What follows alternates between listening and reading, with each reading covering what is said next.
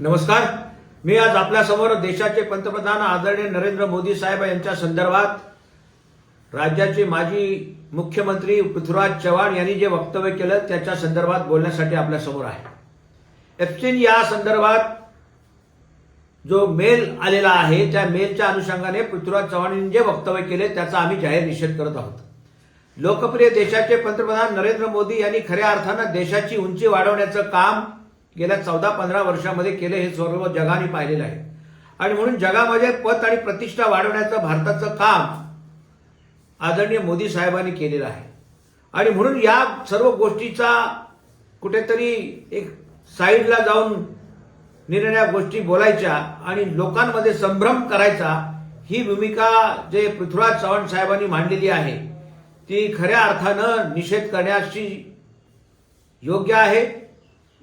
मला तमाम महाराष्ट्र आणि भारतातल्या सर्व नागरिकांना आवाहन करायचं आहे की देशाचे पंतप्रधान नरेंद्र मोदी साहेब यांनी खऱ्या अर्थानं संस्कृती जोपासण्याचं काम केलंय। भारतातल्या तरुणांना युवकांना बळ देण्याचं काम केलेलं आहे। कामगारांना खऱ्या अर्थानं शक्ती देण्याचं काम केलं आहे आणि त्याचबरोबर शेतकऱ्यांना दिलासा देण्याचं काम केलेलं आहे।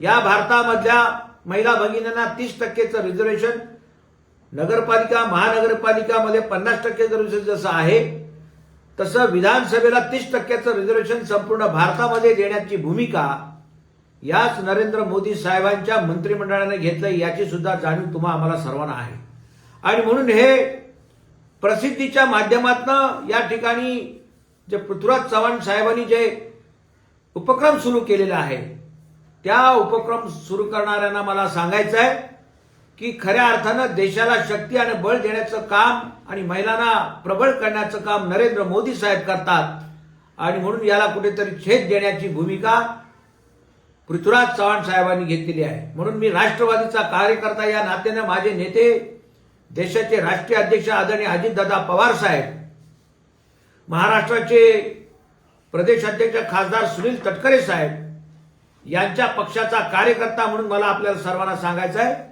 की ज्या वेळी देशाचे नेते नरेंद्र मोदी साहेबांवर आघात केले जातील राजकीय दृष्ट्या पक्षाच्या माध्यमातून निरनिराळ्या पक्षाच्या माध्यमातून ज्या वेळेला प्रतिकार करण्याची भूमिका येते त्यावेळी आपण सर्वांनी मोदी साहेबांच्या पाठीशी उभं राहिलं पाहिजे। मला खात्री आणि विश्वास आहे या पुढच्या काळामध्ये आपण जसं सरितोवर उत्तर देऊ अशा प्रकारचा विश्वास मला आहे। पुन्हा एकदा सर्वांचं लाख लाख धन्यवाद। जय हिंद, जय महाराष्ट्र, जय भारत।